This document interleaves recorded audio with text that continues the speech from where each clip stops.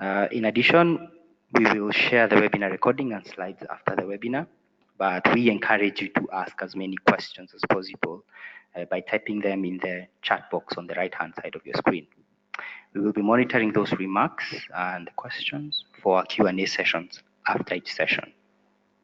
If you want to ask anything specific to a specific presenter, be sure to mention their name or the topic that they presented.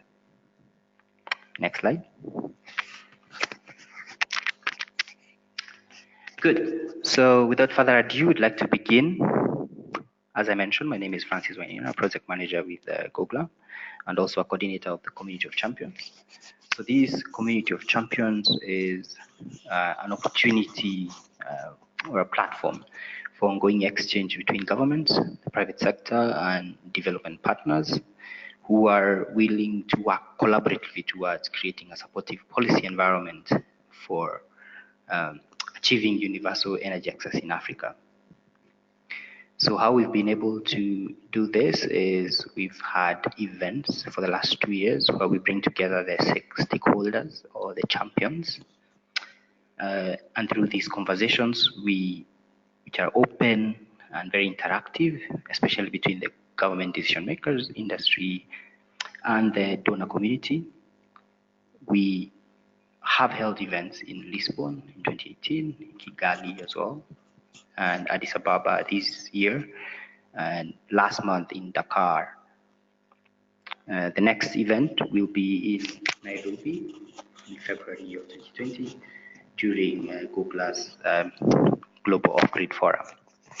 So the emphasis during these events has been on government-to-government learning, focusing on topics such as how these policies, government policies, can encourage the scale-up of energy access, especially in the off-grid sector, how we can promote quality products, how we can enhance energy access in the last mile, and the opportunities and challenges in the off-grid sector, and how we can proactively address them. So it's important to also note that the Community of Champions is supported by various partners, including the World Bank through their ESMA program, as well as the Lighting Global, which is part of the IFC, Shell Foundation, USAID and Power Africa, the UK Aid or DFID, as well as SE for All, and of course Gogla as the facilitator. So for those who do not know about Gogla, so Gogla is the global association for the off-grid solar energy industry. We believe that with the right support, the off-grid solar market can scale to provide affordable solar products and services that can provide access to the millions of people around the world that are living without energy by 2030, in line with the Sustainable Development Goal number 7. Next slide. Good. So for this webinar, as mentioned, we'll have started off by introducing myself and giving an overview of the Community of Champions. We will then have our presentation by a colleague of mine, Chef. We'll talk about the powering opportunity research that they recently undertook that really sheds more light on the socioeconomic benefits of off-grid solar in East and Western Africa. So after his presentation, we'll take a few questions, and then we'll move on to the next presentation that's going to come from the USA team, specifically working on the Powering Agriculture Initiative. We have Paolo and Mikhail Matosian, who will be presenting on the project, and they will also provide a spotlight on one of the innovators, Sun Culture, who will also speak about their experiences, especially on the productive use space. So after the presentation, we'll have a short Q&A session, and then we'll have the Duke University team talking about the research they did in East Africa that really looks at the true cost of solar tariffs in East Africa. So we'll start off the top by looking at the socioeconomic benefits, looking at productive uses, and then look at how some policy measures affect the affordability or the ability or the uptake of these solar services and appliances within a specific context. So after that, we'll have a Q&A session that will cover that particular presentations, as well as the other presentations that have been presented by the panelists. So without further ado, I'd like to welcome our first presenter, Chef, who is a colleague of mine at Gogla, who will be telling us more about the powering opportunity research. Chef, take it away. Hi, yeah, thank you, Francis, and welcome everyone. My name is Chef Ketelaars. I'm a project manager research here at Gogla, and today I will tell you a bit more about the research that we've been doing around the impact of solar home systems on households and the powering opportunity series in particular. Next slide, please. To give you some background on where we were coming from, back in 2017, when we started the research, it was already well known that off-grid solar delivers health, well-being, and environmental benefits, but its impact on economic activity through improved access to jobs and income was less clear. So what we set out to do was to collect new insights and quantifiable evidence to support the stories that we hear from our members and others about how a small intervention like off-grid solar can catalyze economic activity, power business, and increase income. So for the study, we focused on solar home system. The study was funded by UK8 from DFID. The first round of research was focusing on East Africa. This started in 2017, and we worked together with Altai Consulting and 7 Paygo companies. Next slide, please. These companies were Zola Electric, Phoenix International, D-Light, Mobisol, Mcopa, SolarWorks, and Bbox, all active in either Uganda, Rwanda, Kenya, Tanzania, or Mozambique. Back in the day, it was actually the first time that such a large number of companies joined forces on a piece of research like this, and that research was carried out across several markets at the same time. So it was great that we had the opportunity to do this. Next slide, please. Yeah, the data that we collected was published in the first Powering Opportunity Report, the economic impact of off-grid solar, in July 2018. And the findings were very positive. Some key findings were that almost 60% of off-grid solar owners undertook more economic activity. 36% of households generated additional income after purchasing a solar home system. So the results were quite strong, which was great, but it also raised new questions around the impact of the solar home system over a longer period of time, not only after 3 months, and also what the impact will be in other regions, such as West Africa. So to answer those questions, we expanded the research in 2018 and decided to first revisit the same customers in East Africa to see how the impact evolved over time, and also to study the impact in West Africa and South Asia to really discover these regional, or unpack these regional differences. Today, I will only talk about the East Africa research. We released a follow-up report a short while ago in September, but I wanted to let you know that we are currently finalizing the report for West Africa, which will be published in December, the first week of December. So keep an eye out for that. And at the end of my presentation, I will also briefly touch upon this research as well. Next slide, please. So East Africa, before we dive in, a quick slide on methodology. In the first round, so when we started, we were able to collect data from over 3,000 customers at the baseline, and from over 2,000 customers after 3 months. Now for the second round, so after 15 months, we reached 1,419 customers, which provided us a good and representative sample. We were able to collect data on urban, peri-urban, and rural customers. We studied the impacts based on system size, and we made distinction in that between 3 to 10 watt peak, 11 to 20 watt peak, and 50 plus watt peak. Next slide, please. Yeah, before looking at the economic impact, I'll first provide you with a bit more information about the solar home system customers in this study to give you a bit of an idea of the sample. Next slide, please. So, who is a typical solar home system customer surveyed in this research? 75% of the purchasers is male, 38 years old on average. Most are between 30 and 40 years old. For this study, however, not the purchaser, but the household is the unit of analysis, and these consist of, on average, 5.7 family members, and overall, 51% of beneficiaries are children, 49% are women or girls. Next slide, please. The customers live predominantly in rural areas. Overall, more than half of customers are located in rural areas. 28% are peri-urban and 60% are urban. For the smaller 3 to 20 watt systems, around 60% were from rural areas, whereas for the 50 plus watt systems, households were more likely to be from urban or peri-urban areas. Next slide, please. In terms of income levels, 59% of households reported an income below $320 that is per day, and 81% below $550 per day. Looking at expenses, 79% of households report spending less than $320 per day, and 97 less than $550 per day. This indicates that solar home systems in this research are mainly reaching low-income households. A note here is that this is self-reported income data. So although these numbers give a good indication, some caution is advised. Next slide, please.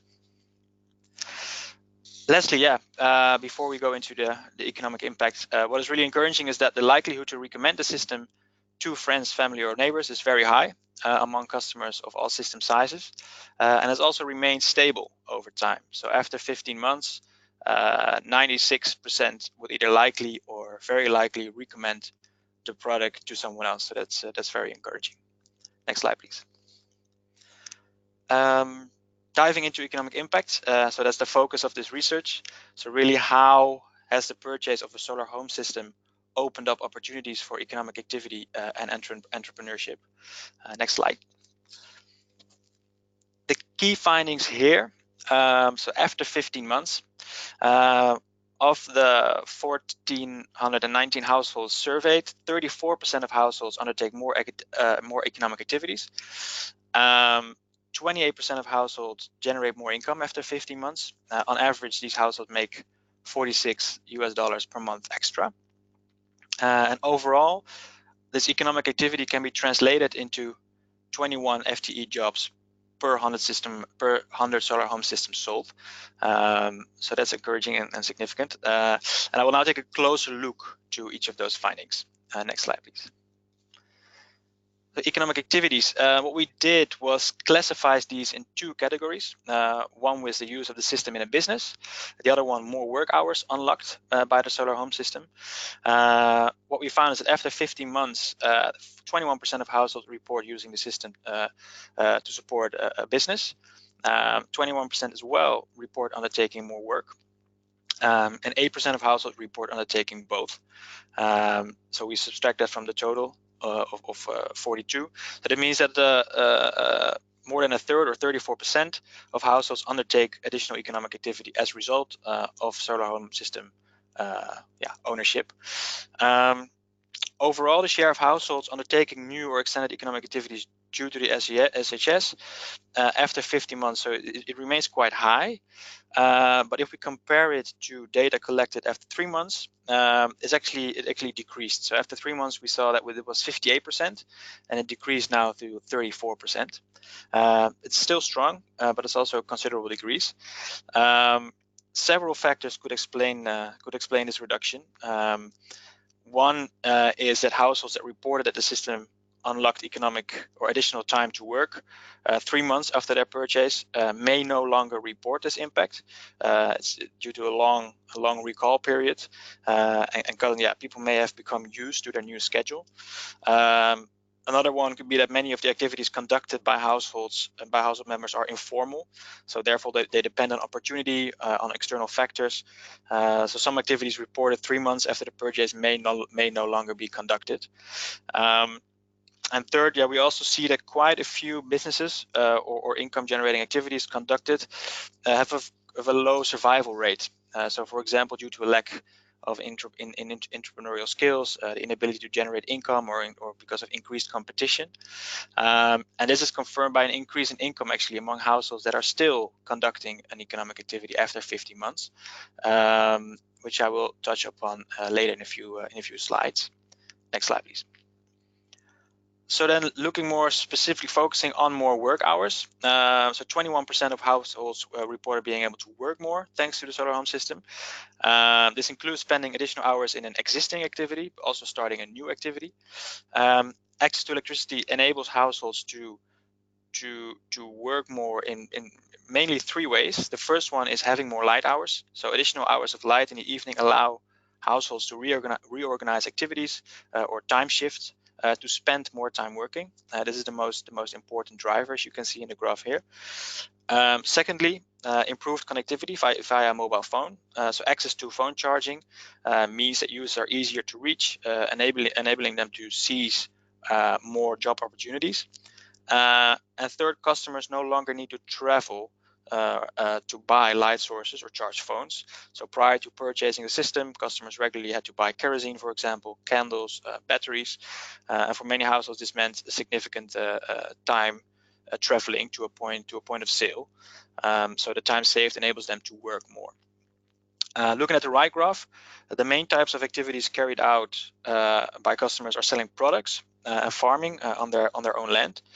The big other category here, the activities here are extremely varied. They include teachers, community workers, craftsmen. So these are the main activities through which people undertake through more work hours. Next slide, please.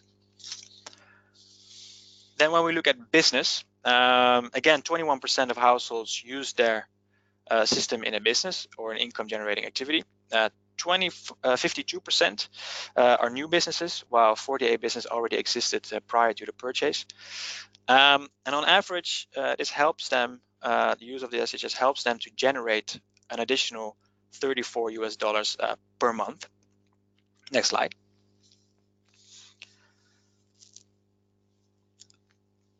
Yeah, when we look at the type of businesses, the three most common types of businesses using the system are phone charging businesses, followed by shops and stalls and bars and restaurants. Among businesses classified as other here, the most common business is haircutting or a barber. And when we look at how the solar system is actually used, this is mostly for charging phones and for lighting both in and outside.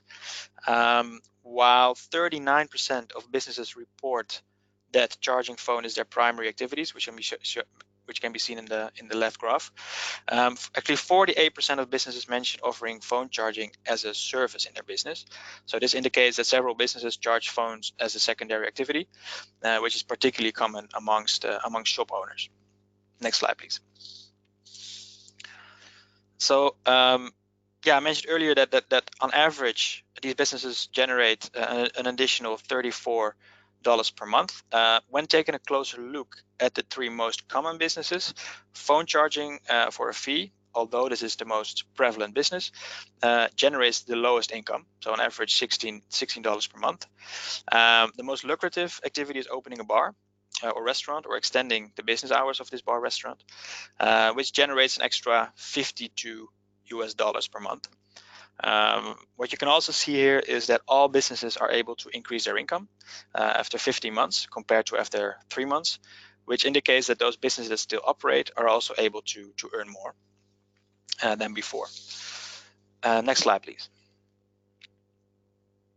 So what does all this additional economic activity actually mean for income generation? Looking at the income of figures across the whole sample, so combining working more hours and using the solar home system in a business, we see that 28% of households across the whole sample generate more income. For smaller systems, from 3 to 10 watt peak, this percentage is slightly higher. Next slide, please. However, when you look at the actual income generated, is actually the larger solar home system that lead to higher earnings.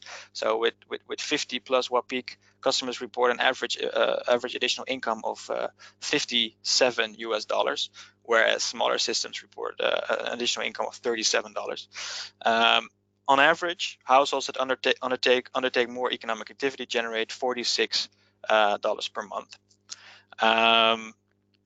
So while there has actually been a reduction in the overall percentage of households reporting undertaking additional economic activity, so this dropped from 58 to 34, the share of households that generate additional income has increased actually to 81% compared to the 63% after 3 months after the purchase.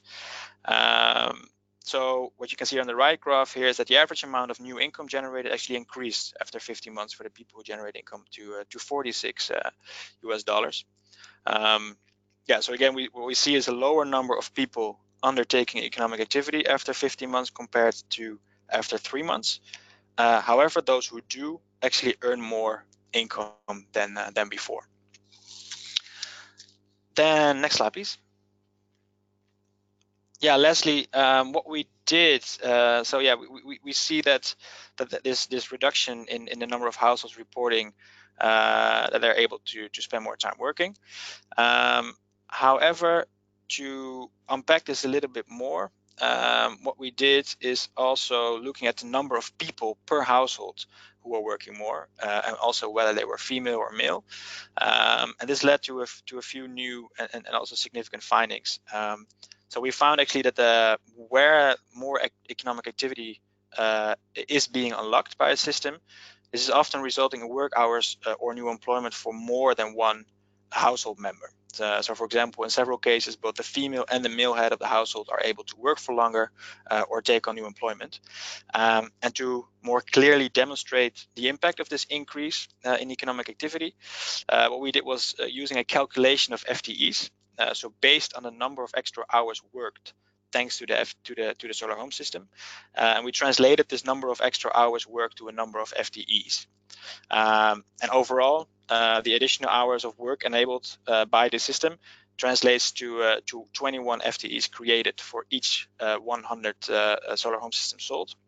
Half of these FTE opportunities are created in rural areas, and 52% are undertaken by women. While this is a very significant finding, I do want to note here that these new jobs or work hours created due to the solar home system are likely to be informal. So where additional hours are spent working in a small shop, for example, or a household member is able to undertake more part-time work. And these activities may not be as secure as more formal activities, jobs that you and I have. And however, yeah, so that's I think important to note. Still, improving the lives of the informal workforce in Africa is important, especially seeing that in Africa the informal sector accounts for around 40% of the GDP. So it's a really important part of economic development. Next slide, please. Yeah, to also still quickly touch upon on improvement in quality of life. So yeah, we found that 34% of households benefit economically from the system, but this also means that 60% does not. But the solar home system itself does a lot more to improve households' quality of life, in addition to these economic benefits. So then we speak about access to lighting, phone charging, appliances. All these things offer many immediate benefits, and they enable customers to feel safer and healthier and better connected. Next slide, please. So yeah, after 15 months, we actually 94% of households report that the system has improved their life, their quality of life. So this is considerable. The top 3 of reasons why is yeah, more access to light, improved safety, a charged phone. Those are the most frequently mentioned, followed by health improvement, time saving, children that have more time to study. Next slide, please. Yeah, and to better understand actually to how systems are improving quality of life, we also conducted some qualitative interviews with 18 customers. This really allowed customers to explain how the system enables them to feel safer. Oh, next slide, please. Oh, no, previous slide, please. I think one is missing. That's all right. I copied in a few quotes here of customers explaining how the system enables them to feel safer and to save time, which yeah, is still really considerable. Seeing that 94% mentioned this. I wanted to end there for the East Africa report. I have 2 more slides in the West Africa report, a sneak peek, if you will, as this report is not out yet. It will be launched in the first week of December. Yeah, for the West Africa report, we were able to survey 1,678 households. We used a similar methodology as for the first round of research in East Africa, with a baseline and a follow-up after 3 months. And again, we looked at rural, peri-urban, and urban households. For this research, we worked together with 4 companies, Zola Electric, Bbox, Greenlight Planet, and PAC in Cote d'Ivoire, Ghana, Nigeria, and Togo. Next slide, please. And here are some key results of the impact in West Africa. So yeah, for 51% of households, solar home systems replace torches or kerosene lamps as their primary source of light. And this is great, as for these households, yeah, using the solar home system means that for the first time they have access to quality lighting and additional energy services within their home. 26% of households previously relied on the grid or generators as their main source of light. So for these households, the solar home system provides a backup for unreliably or polluting electricity access. So in some cases, the solar home system replaces generators used as a backup to the grid. In other cases, the solar home system becomes the primary source of lighting ahead of the grid or generators. And this is actually much more the case compared to East Africa, especially in countries like Nigeria, where generator usage is very high. 90% of households report undertaking more economic activity since purchasing the system. And overall, the sum of this additional work enabled is equal to creating 8 new full-time FTEs for every 100 solar home systems sold. So this is lower compared to East Africa. It seems that in West Africa, households are using their system, or at least in this sample, are using their system less for economic activity compared to East Africa, and more as a source of clean, reliable electricity or lighting. And then lastly, many people, 97%, they report improvements to their quality of life. And just as in East Africa, people report that their health improved, that they feel safer, that children have more time to do their homework. Which indicates that, again, while not all users benefit economically from the system itself does a lot more to improve households' quality of life. Thank you. I think that's it for me. There's a link on the bottom here on the slide where you can download the East Africa report in case you are interested. Next slide, please. And then I want to thank you very much for your time, and do sign up for our newsletter in case you haven't done so already. Thanks.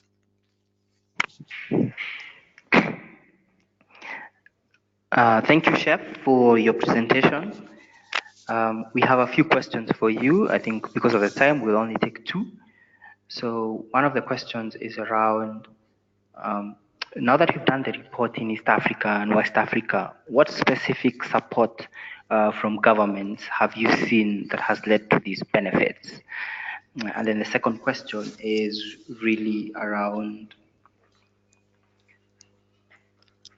the quality of life that you've seen. Is this in comparison to the benefits that you would ordinarily get when you are connected to the grid, or is this business as usual case where you're not connected to the grid and you do not have a basic solar home system? So maybe if you could respond to those questions, then we could move on to the next presentation.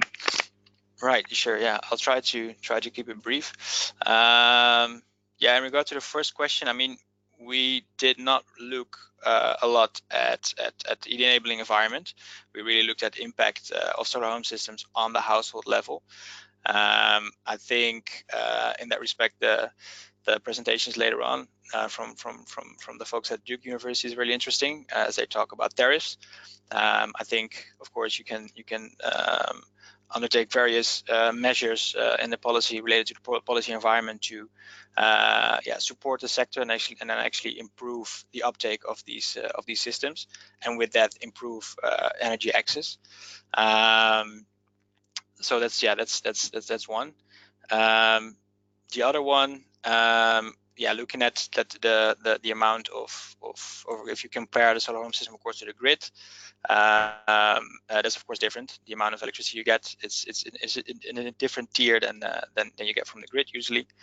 That being said, I think that for a lot of people, especially in rural areas, these solar home systems can be a great tool to gain access to extra services, to appliances. But also for people, what we see in West Africa, for urban people, of people living in urban areas where they are used in conjunction with the grid, where a grid is unreliable or not stable. People can use these kind of products to improve their access to energy. Thank you, Chef. We will definitely pose that question to the Duke University team, as well as the USA team who might answer that question. What are the specific policies that have been seen or implemented in East Africa that have resulted in better socioeconomic benefits as compared to the West African case? Next slide.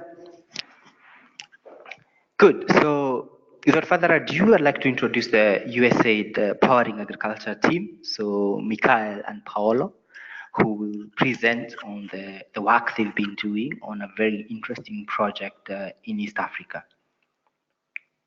Mikhail, Paolo, take it away. Great. Thank you, Francis. And hello, everyone. My name is Mikhail Matosyan, and I'm with a renewable energy specialist with Powering Agriculture and Energy Grand Challenge. I'll be giving an overview about the program and then hand it over to Paolo to talk about a recent policy roundtable activity that we organized, specifically focusing on the clean energy agriculture nexus. And then we'll also hear from one of our grantees, Sunculture. Next slide, please. So for some context, Powering Agriculture is a multi-donor backed grand challenge that was launched in 2012 to essentially catalyze resources and focus attention on the lack of access to affordable and clean energy for farmers and agribusinesses in this clean energy agriculture nexus. Specifically, it supports companies that are actively developing solutions in these 4 key areas: in enhancing agricultural yield, decreasing post-harvest loss, improving farmer and agribusiness income, and also increasing energy efficiency and access to sustainable energy. There are 5 founding partners that supported the program at its start. So those are USAID, SIDA, the government of Sweden, GIZ from Germany, Duke Energy, and the Overseas Private Investment Corporation. Next slide, please. In terms of support to companies, or innovators as we call them, working in the clean energy agriculture nexus, Powering Agriculture awarded 24 grants to companies in 2013 and 2015. These ranged in amount and are dedicated to helping the companies not only refine their product offerings and business models, but in some cases expand to other countries and even scale up. So on the left, you can see a breakdown of how the majority of these companies are operating across the African continent, at least in terms of where they're headquartered, but they're all over the world. And on the right, you can see the technology breakdown of our 2015 innovators. These are the technology sort of categories, and they range from clean energy powered agricultural processing to solar powered irrigation, cold storage, in some cases mini grids, decentralized power for productive use, and aeration. Next slide, please. So besides the grants, Powering Agriculture is also engaged in a number of different activities. We are leveraging external private sector funding for companies working on productive use appliances. We've produced a number of case studies and papers on clean energy agriculture technology and business models.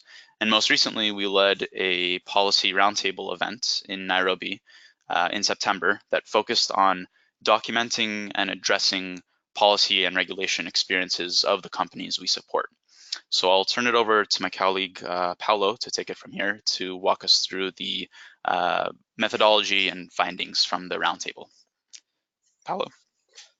Sure, thanks, Mikhail. I mean, this really came about from speaking to the 24 organizations and other stakeholders that were given grants to and support to. And anecdotally, we'd heard that lots of policies and regulations had really impacted on their business plan. So, for example, it was about moving goods around the world, production of, for example, pumps or fridges in one place and actually having to import them somewhere else. And there are issues around clearing and customs, but also issues around Forex and ability of companies to access Forex and buy products in a timely manner.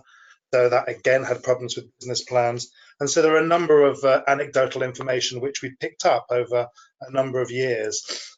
But we found that there were no forums specifically dedicated to this sort of energy agriculture space. Gogla was providing a fantastic forum for the solar home system and lantern market, not specifically for these areas. And these companies were finding that they had would fall in between a number of different topic areas: energy, water, agriculture. So it was very difficult for them to be able to focus their messages. So we decided to really focus on three specific types of technology and understand what the key lessons were from a number of innovators and other sort of stakeholders, and then go through a process of finding out what the problems were and finding a way of being able to validate them and put them into some sort of documentation that will be able to be used. So with that in mind, we focus, as you can see from the innovators on the last slide, three main areas: so solar water pumping, cold storage facilities, and agricultural processing. I could have the next slide, please. We started with interviewing a number of people in these different sectors. The most number of interviews were held with companies. These were ones predominantly operating in East and West Africa. Also, we were speaking to a number of Southeast Asian companies and companies from Latin America. And in terms of companies by technology, they were mainly our solar water pumping companies, but also cold storage, and I think as the yellow one is marked off our graph there, but that was agro processing companies.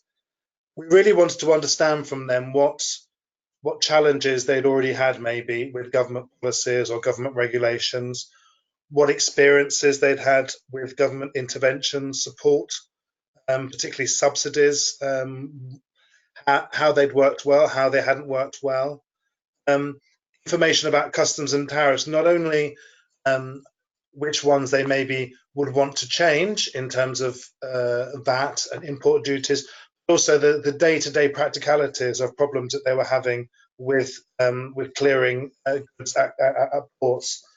Product quality standards were of particular concern also to a lot of companies, because these companies are working in a very innovative space, and it's a very early stage of the market, and lots of their products are being developed, and they're changing from year to year at this stage while they improve their products. So we had lots of interesting discussions around what sort of quality standards should be put, when they should be put, whether they should be compulsory or voluntary. Then also we talked a lot about what experience they had about sort of the lobbying process or focusing voices from around their countries. So was talk about a lot of renewable energy associations from each country, which some companies were members of and some companies weren't, and also trying to understand the value of bringing maybe a global voice to energy for agriculture companies, because of the huge benefits that the industry would bring in terms of not only improving productivity within the industry, but also lending a hand to the environmental agenda and the reduction of CO2 emissions. So from this, we started with interviewing all these companies, and really from that letting the main areas bubble up to the surface. Next slide, please. And that was a policy roundtable event where we invited a number of those companies and in additional companies to an event in Nairobi in September. We also had representation from the Ministry of Energy, from the Standards Association in Kenya, the Kenya Bureau of Standards, and also the Revenue Authority of Kenya, KRA, who really put a national perspective on some of the issues that we were looking at. We also had some involvement from East African Community and from the Uganda National Association.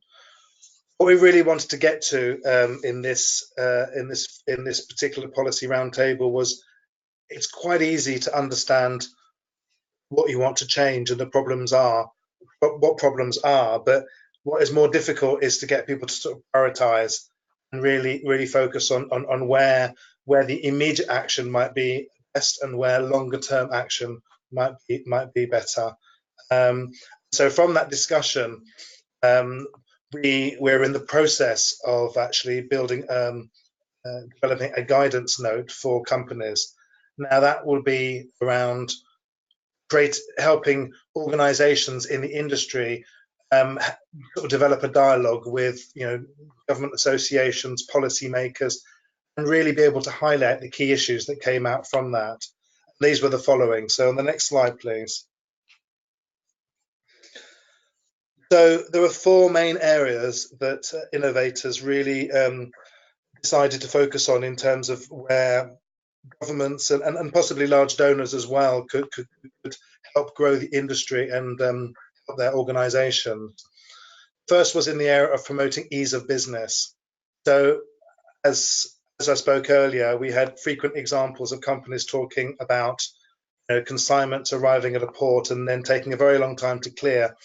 Maybe some of the equipment was labeled solar products, some of the equipment was a battery, some of the equipment was a pump, all of which, if not packaged and labeled correctly, would create confusion at ports. And even clearing agents weren't necessarily clear what the regulations were. So there was a big desire to do an exercise in different countries. I know in Kenya and Uganda, a lot of work has already been done by Gogla to do this. A way of sort of tabulating that information and possibly also looking at some training of customs officers and making sure that everyone is on the same page so that those problems don't occur in the future. A delay of a week or two at customs only attracts extra storage charges, but, can really help, really hinder a small company in terms of its cash flow, being able to sell products in a timely manner. Another area was easy access to foreign currencies. Depending on the currency, depending on the country and currency, we found that sometimes in order to place an order for a consignment, a number of dollars will be able to be cleared through a central bank, and some banks are very slow at achieving this.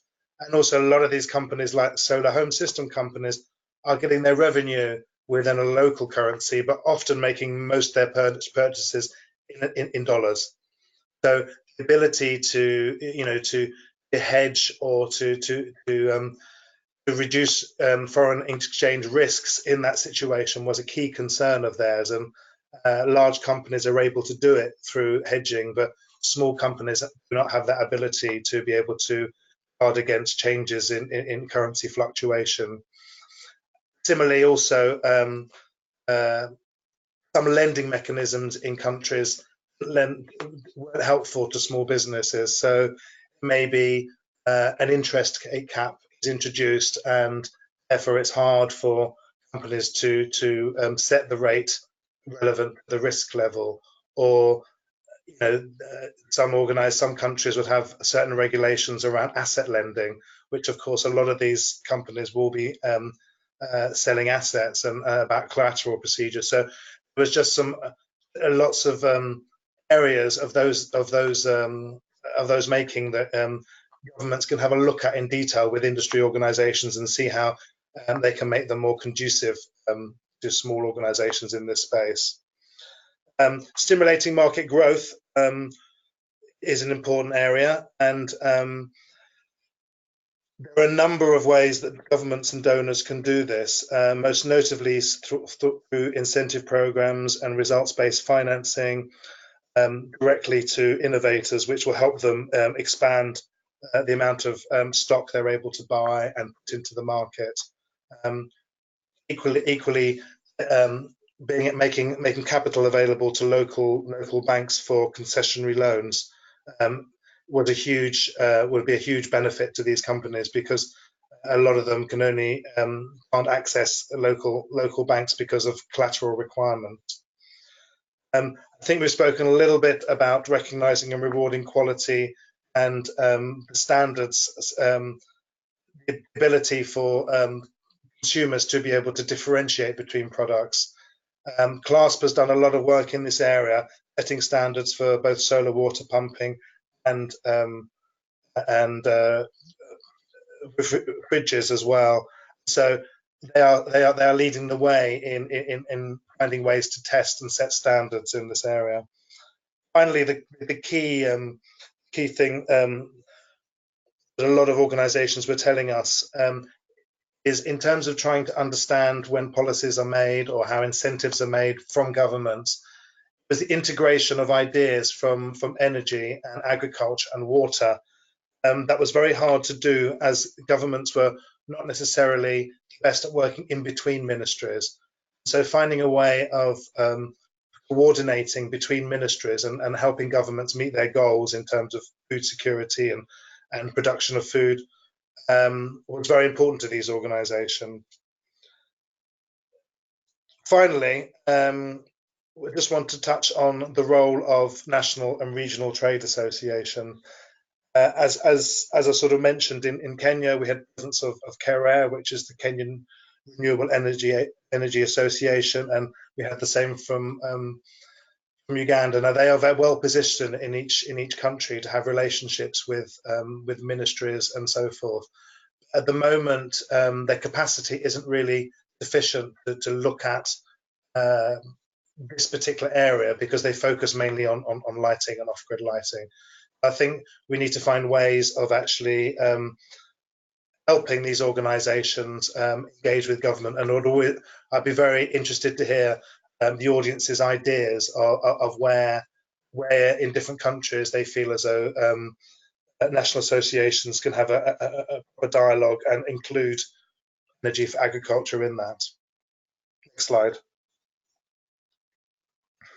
I just want to introduce now Ava Zhang, who is with SunCulture, which is one of the grantees from Powering Agriculture, to talk a little bit about her experience in the field. So I'll hand over to yourself. Thanks, Paolo. Hi, everyone. Why don't I start with a general overview of SunCulture for those who may not be familiar with who we are. So at SunCulture, our vision is to create a world where smallholder farmers can take control of their environments through productive use technologies. And the reason that we focus on smallholder farmers specifically is because most of the world's poor and extreme poor are smallholder farmers. And if we can use off-grid solar for increasing agricultural productivity, then that can lift a whole class of people out of poverty while simultaneously advancing food security, economic growth, and climate resilience. So if we go on to the next page, the first step in what we call the productivity ladder modeled on the energy ladder, is water, because 96% of African smallholders rely completely on rain-fed agriculture today, which means that yields are low and unpredictable, and incomes are low and unpredictable, and the situation gets worse all the time because of climate change. So the difference then with a sun culture system is that farmers have access to abundant water and energy for their household and their agricultural needs. So you'll see on the right-hand side of the page, that's a picture of our flagship system.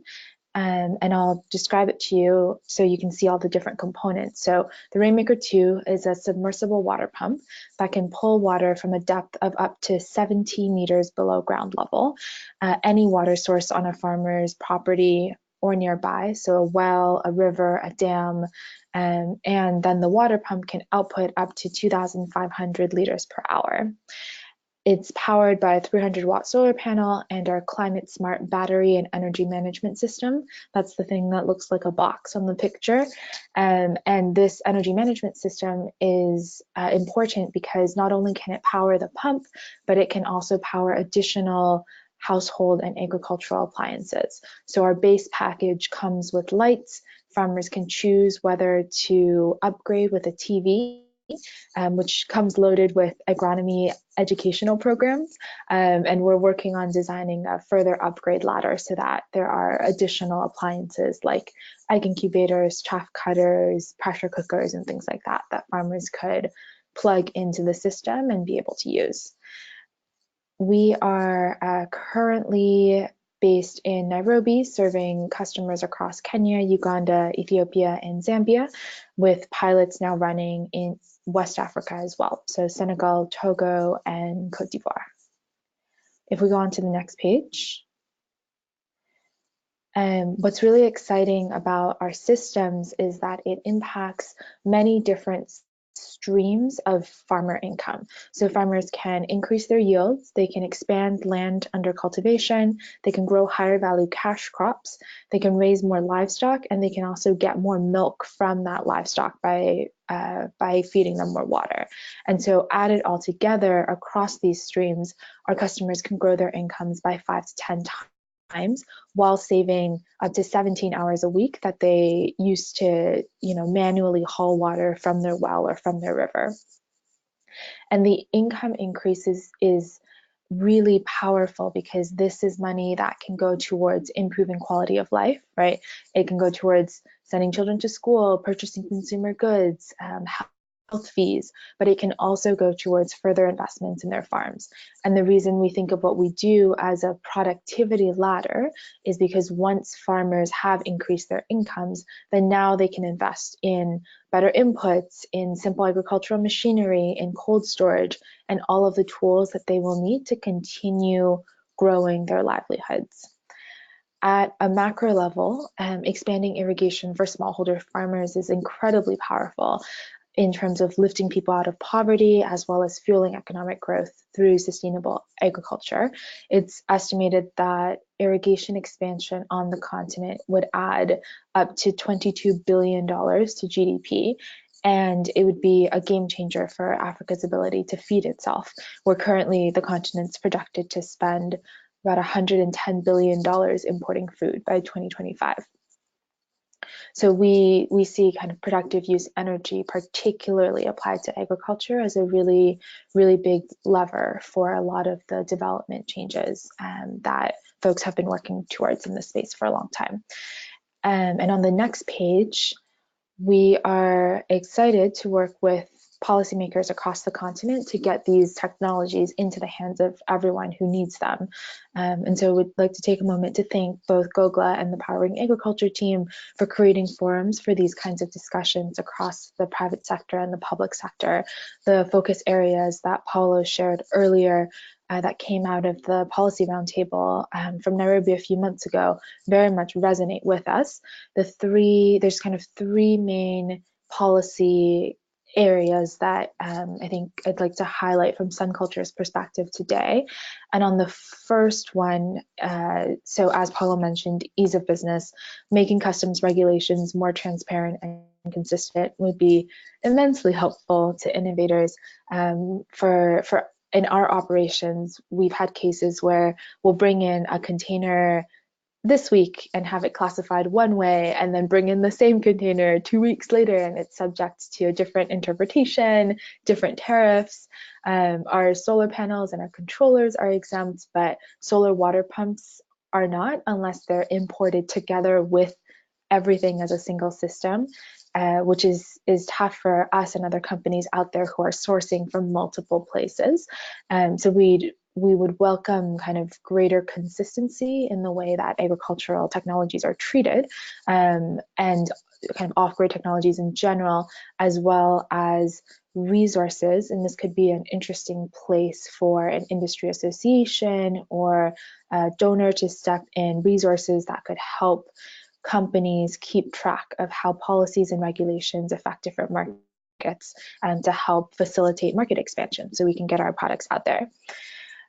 One exciting piece of news that folks may have heard is that Ethiopia's government is making a major push on irrigation. They announced a few months ago that all agricultural technologies would be imported tax exempt for the next couple of years, and so would encourage other governments to consider similar policies, given what we've learned about the immense benefit that productive use technologies have in agriculture particularly, which employs half of Africa's population in some way, shape, or form. So that's the first piece around kind of ease of business. There is also, around the second piece, an opportunity for governments to help us educate consumers. So these are relatively new technologies in this part of the world, which means that innovators have to spend a lot of time and resources on building market awareness and credibility. So ways for the public sector to help support here could include, running public awareness campaigns, doing joint events with innovators at county events, at agricultural fairs, right? Having officials stand side by side with innovators to build credibility around this topic, and demonstrate that these technologies are out there, as well as governments at all levels are thinking about their plans for agriculture, for innovation, for energy, to proactively be speaking with innovative companies and integrating them into these plans. And final point is that we're very aware that the price point of productive use technologies places them out of the range of many, even with pay-as-you-go financing, which we offer and other players offer as well in this space. We do a lot of work around increasing our financing options, around doing R&D to bring the price down as much as possible. But if we want to unlock the benefits of productive use technology at the national levels, and quickly, especially for our most vulnerable citizens, I think we need to have a serious conversation about smart subsidy programs and ways to increase uptake and accessibility, at least until innovators are able to get to economies of scale that would allow for affordability more generally. So certainly there's a lot to understand around that, but a good first step could be for policymakers to start working with innovators to build business cases to understand concretely what would be the cost of smart subsidy programs versus the benefits that they would bring to boosting agricultural GDP and food production, and going on from there. So those are some of the main thoughts that we wanted to share with you today, and happy to take questions if we have time or keep rolling forward. Thank you, Eva. We have two questions for you and one question for Paulo, so I'll ask you to be very direct and brief in your responses because of the time. So for Paulo, the question was, first of all, that was a very insightful presentation, but it's important to find out what are the next steps. You've iterated the challenges. What are the next steps to have these solved? So we have policymakers online. They would like to know how they get this information, how they can interact. And then for Eva, two questions. Do you have operations in West Africa? I think you covered that, but maybe just go through that quickly. And then... Sorry, Francis, can you repeat that? So do you have operations in West Africa? Okay.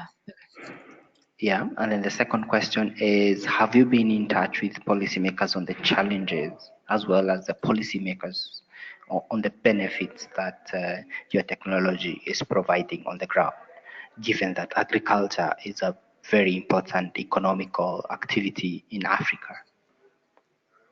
So maybe we can start with you, Eva, and then Paolo. Sounds good. So yes, we have operations in West Africa, or we're starting them out. So we're currently running pilots in Togo, Senegal, and Cote d'Ivoire, and looking to do kind of as the vanguard for a West African expansion.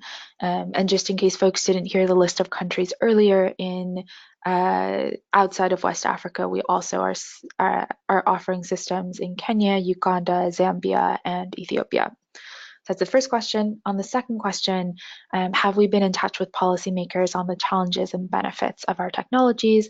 We are very much looking to engage more with policymakers. We currently primarily engage through industry events, so things like the Powering Agriculture Roundtable that was held in Nairobi a few months ago, or the Community of Champions roundtables that GOGLA will hold a few times a year. And so those have always been really productive discussions. But we are certainly open and excited about pursuing more direct conversations with policymakers. And so certainly if anyone on the call would like to learn more, please get our contact information, and would be happy to kick off a conversation.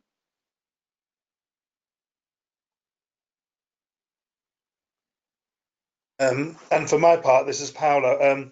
Yeah, the next steps, as I was alluding to in the presentation, we are producing also a guidance note to sort of condense all the information. We're hoping to get that guidance note out in December this year.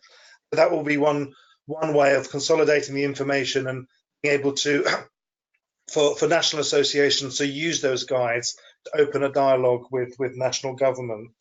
Because the Powering Agriculture program actually finishes in December. And then we are also looking for some sort of home in terms of energy and agriculture. And certainly GOGLA has shown interest and has already, sort of working in this area. There are a number of different sort of programs that are coming up that are very interested in this area. I mean, Power Africa, also a USAID project, has a focus on some areas of productive uses of power, as does the Africa Clean Energy Initiative, which is a DFID program. So next steps are really to ensure that this guide is there for associations to use, and also find a way of feeding into the new programs, make sure this there's some really good dialogue in country on these issues. Thank you, Paolo. Looking forward to receiving the guidance note, which we'll definitely share with the community of champions, policymakers around Africa. Given our time has really been running fast, we would like to welcome Jonathan and Robert to then take up the next presentation on solar tariffs in East Africa. Jonathan, welcome. Hi, Francis. Thank you. And thanks to everyone for joining today. Just a kind of quick background. I'm the director of the Energy Access Project at Duke University, which is a research and policy program based at Duke in the US. We aim to equip key decision makers with knowledge and tools needed to arrive at effective strategies for energy development. We're still a pretty new program. We've been around for a couple years, and when we first kicked this off, I'm saying we because I'm joined here by Dr. Rob Fetter, who's one of the co-authors here, and really did the heavy lifting. So I'm going to turn it over to him for a dive into the results. But just to give kind of some context and overview, When we were sort of doing some scoping and trying to identify some knowledge gaps that we should take on early as a program, we talked to a lot of stakeholders in the East African community countries and heard this issue around import tariffs and VAT, and uncertainty on enforcement and whether exemptions were coming and going as a large source of kind of anxiety, and in terms of kind of the policymaking side, just confusion on what the ramifications of these were. So we try to take this on initially, and we looked around. There had been some attempts to kind of analyze this of varying quality and approaches. But we thought we could bring sort of a different approach here, and we decided to really drill down on this idea of consumer price sensitivity. What are customers willing to pay? Not only what are they willing to pay, but what are they paying for solar home systems? And how do changes in price affect the demand for those systems? Now, this is important for a couple reasons. I think it's obvious to companies. I think on the corporate side, you have a pretty good idea of what your customer's ability to pay is. But I think the market more generally, and certainly on the policy discussion side, there's a lot of unknowns there. So, and then the other important factor is just to note that this is a framework in which, we're not necessarily looking at imports specifically or VAT specifically. We're trying to see how consumers adjust their behavior with price. So in this context, we're talking about import tariffs, and the assumption here is that those types of taxes are ultimately passed on to the customer. And I think we could have a discussion on details of that, how quickly it happens, and whether companies take on some portion of that cost in the near term. But our assumption is that over the long term, these types of taxes are passed on to customers in the form of higher costs. What we decided to do is really work with real data on sales. So we have some data agreements with several companies in the East African community countries, and we built a database of 700,000 system sales, mostly in Uganda and Kenya.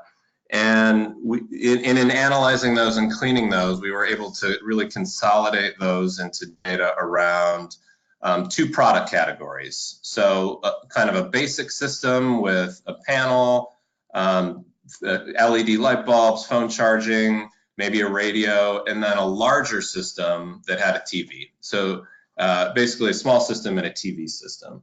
And after trying to account for variations in customers' disposable income, looking at things like harvest seasons and when school fees are due, we really tried to, I think we were able to discover actually quite a bit about how sensitive consumers are to price.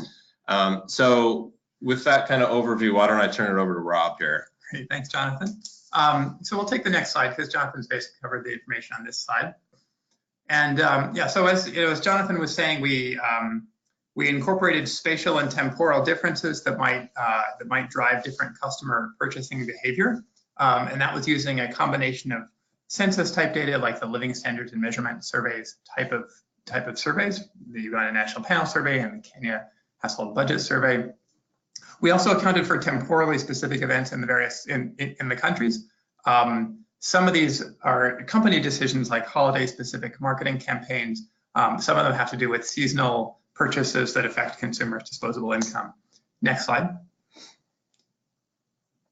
So as many of you know, pay-as-you-go solar systems are sold in this sort of structured manner where customers pay an initial deposit and then they pay daily or sometimes weekly or in any case frequent payments every day or every week for a particular loan duration. Usually that's on the order of a year and a half or 2 years. But the point is that we collected, the point of this slide is that we collected lots of different information across these 700,000 system sales. We had quite good variation on the loan duration, on the daily or otherwise frequent payments, and on the initial deposits. And that variation is important to us because we need there to be price variation in the data set in order to use that to learn how consumers respond to different prices. Next slide. So one aspect of thinking about how daily payments sum to a total price figure is to think about how customers discount future payments over time. So we went to the academic literature to quantify how consumers think differently in different contexts, and found a range of discount rates. We sort of took this compilation and used a range of rates from 25% to 100%, which are appropriate to the sort of to the rural sub-Saharan African context. Next slide. Next slide. All right, so when we get to the next slide, what that's going to show is a sense of the distribution of prices.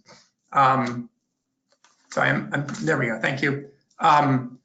So on the left, we're looking at all of the data points that we collected for a particular month, for a particular company that's selling in a given month in a given region, and so on. On the left side, this is kits without televisions, and on the right side is kits with televisions.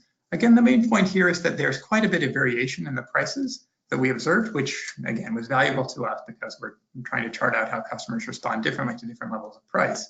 And I suppose the other thing that we could say here is that broadly the prices of kits without televisions range between about 100 and maybe 225 US. And for kits with televisions, it's on the order of twice that figure.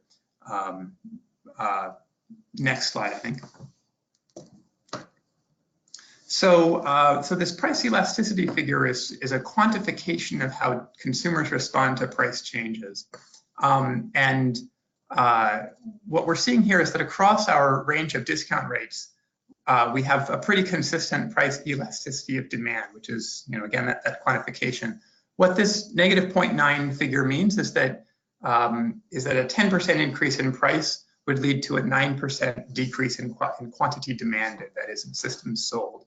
The notable thing to say here is that the fact that it's less than 1 reflects that kits are more of a need than a luxury, but it's not as small as we might have expected, which might suggest that generic products are sort of taking some of the market as well. If there were no generic products available on the market, no non-branded products, which typically have no warranty and are often lower quality, then we would expect a number far closer to like minus 0.5 or something like that. In any case, this minus 0.9 it's nicely consistent across all the discount rates. Next slide. By contrast, the kits with televisions are the elasticity on these is much more variable with respect to the discount rate, and it's also larger in general in absolute magnitude. So for the analyses that we're carrying forward, we're going to use either the 43% or the 50% discount rate figure.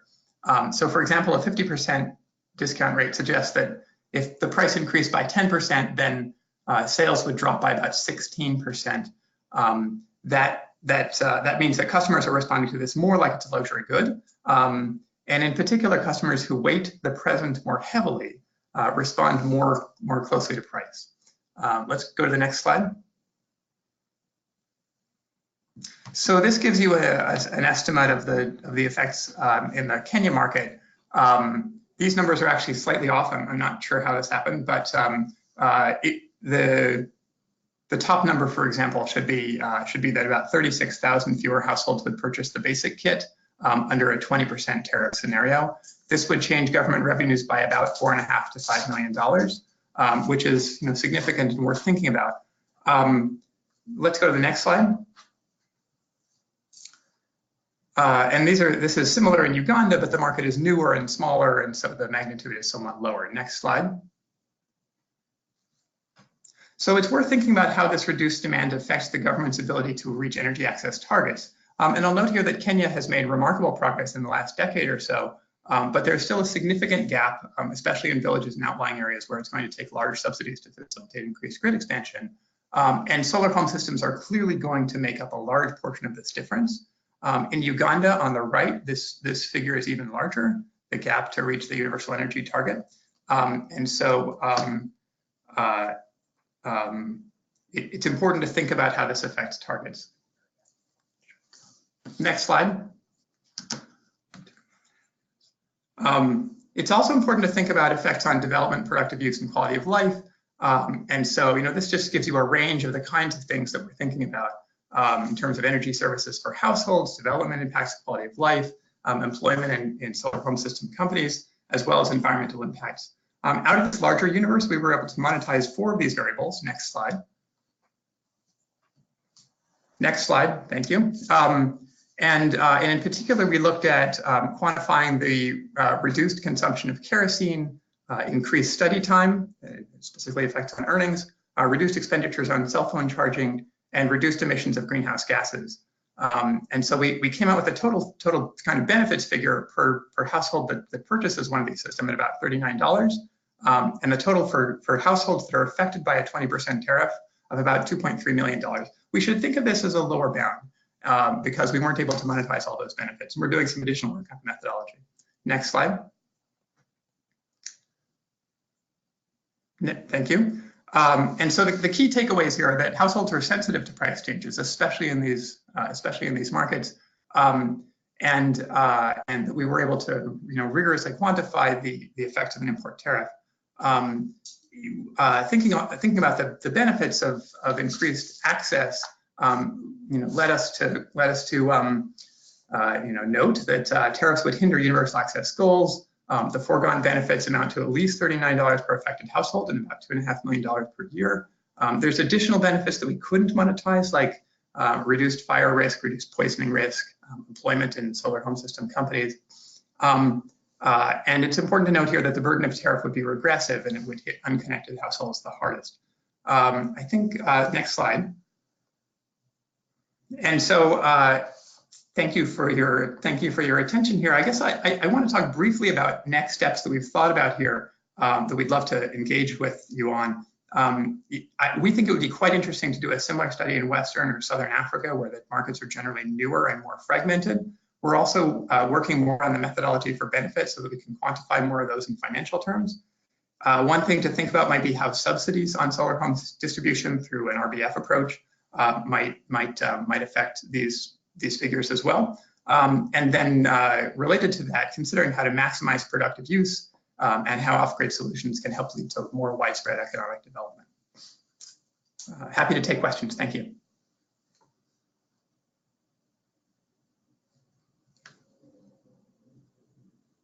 Thank you, Jonathan, Rob, for that very inciting session.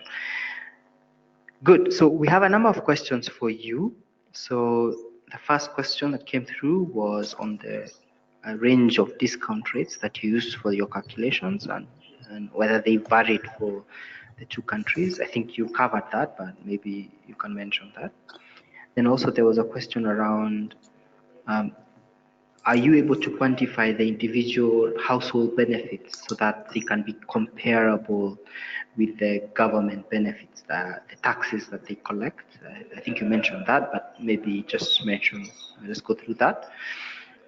There was also another question around whether the Kenyan government and the Ugandan governments have been able to respond to your study. It'd be interesting to see. Maybe you can tell us what was their impression and what was their preference. Would they prefer having the individual household benefits compared to what they collect in taxes, which is, I think, the core of this webinar? If we compare the macroeconomic benefits versus the household socioeconomic benefits. I think also, I think some questions came through for Chef, which I think you would be best placed to cover. I think the most important question was around what particular government policies or initiatives have made the socioeconomic benefits in East Africa be more than what we are seeing in West Africa? Jonathan? Sure. Maybe I'll speak a little bit to the individual household benefits, and this was sort of raised as a question for some previous speakers too, and then maybe defer to Rob for discount rates.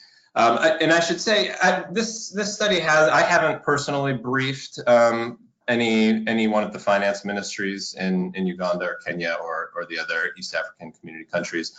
But I understand that it's been well received, and it's a kind of a useful analysis that fits into current context well. But I don't have anything in terms of what the government's response has been, except that we haven't seen any waiver of exemptions.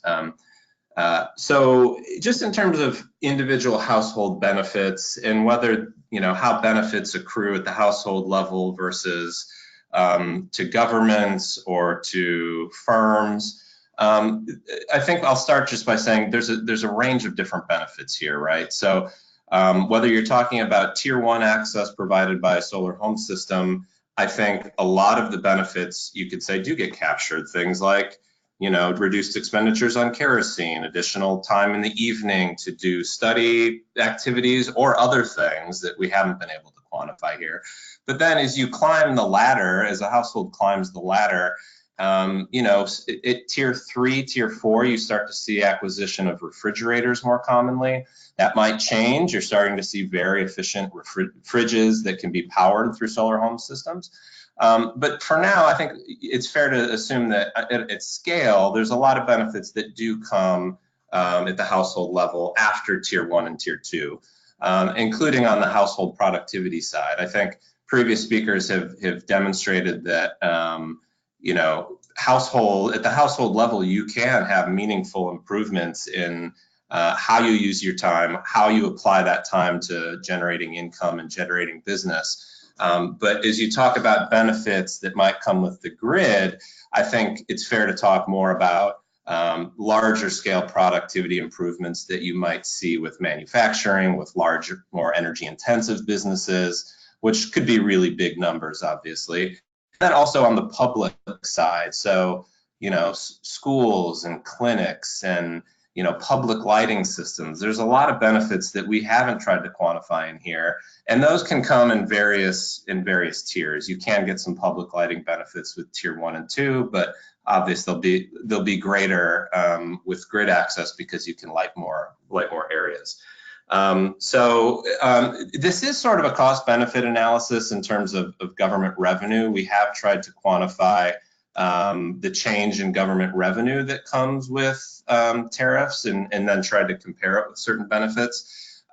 It's not fully demonstrated in these slides, so I encourage folks to look at the full report to see how those government revenues compare with the public benefits, but I'll pause there. And then to briefly talk about the other issues that came up, I guess as I noted in the presentation, we did use a range of discount rates. I didn't catch what the specific question was on that, and so I'm happy to talk about that more. There's also a published report here that can come out that came out a few months ago from our project, and perhaps could be sent out to the participants on the call as well. So that'll get more into that as well. Yeah. Did I catch all the questions, Francis? Did we together catch all the questions? Rates appropriate for the country. Or the discount rates appropriate for the countries? Yes, we took good care to make sure that was appropriate. So we're happy to share the report to the participants, those who had subscribed to the webinar. I think one question that was not covered, maybe you could briefly mention that. Are there any specific government interventions in East Africa that ideally would result in more benefits in West Africa as you did your study? Are there certain, one more time, Francis? Are there any particular policy measures that you think should be replicated in West Africa that have led to more socioeconomic benefits in East Africa, in Kenya, in Uganda in particular? Sure. It's a really good question. And maybe one thing that we haven't discussed that I think folks should be aware of, one of a very good tool that's becoming increasingly available is survey data that the World Bank has done on the multi-tier framework. There are data sets coming out for many countries in Africa in real time now, where we're able to see how different categories of benefits accrue to different populations. So for example, we know that benefits to, lighting and phone charging accrue as you go from, no electricity to tier 1. But there's major productivity gains, appliance acquisitions that happen in those higher tiers. And this new survey data that's coming out is really a great way of getting an eye into where those transitions are. So that, countries, I think, better than ever before can make a planning process that incorporates, solar home systems and mini grids in a more comprehensive and strategic way to get the gains that they're aiming for. And you factor in time into these things, and you factor in, what's realistic for private sector provide versus what the, a national utility can do. And I think the data is really changing the game on both sort of the planning side and the ability to kind of coordinate a comprehensive plan. Thank you. So next slide, please. So thank you very much to all the facilitators, the panelists on the 3 sessions. So Chef, the Duke University team, as well as the USA team, Paul and Mikhail. We appreciate taking the time to share from the work that you're doing in East Africa, sharing some of those insights with the subscribers and also within the community of champions. Before we close, I'd like to talk about a bit the global forum that is going to be happening in Nairobi. So this is a premier meeting of the sector, providing a platform for knowledge exchange, networking, and also showcasing the various products and services available in the sector. So this conference will be happening in Nairobi from the 18th and 20th to the 20th of February of 2020. And we expect more than 800 attendees with more than 60 exhibitors in Nairobi, Kenya. So we'll be sharing more details about this within the platform. And if you have any questions, feel free to reach out to me and the Google team. Next slide. So thank you very much for attending this webinar. We will definitely be sharing the webinar recording and the presentations that have been made, including any reports related to the content that was shared today. One request, please take a moment to respond to the survey questions that we'll share after exiting the webinar. We will use this to ensure that the next webinar series is more informative and more impactful. With that, we hope to see you in Nairobi during the Global Forum. We'll also be having a Community of Champions event where we'll bring together various policymakers, and we are happy to share more information from the presenters that were here today to ensure that this is really taken up by governments around Africa. In case you want to reach out to us, we have shared our contact details there. Reach out to Gogler at the details provided there, and also to the Power Africa, the USAID Powering Agriculture team. We'll be happy to share more information also around the Duke Energy team as well. Thank you very much. We appreciate your being with us for 1.5 hours. Thank you very much, and we hope to see you in the next webinar. Bye.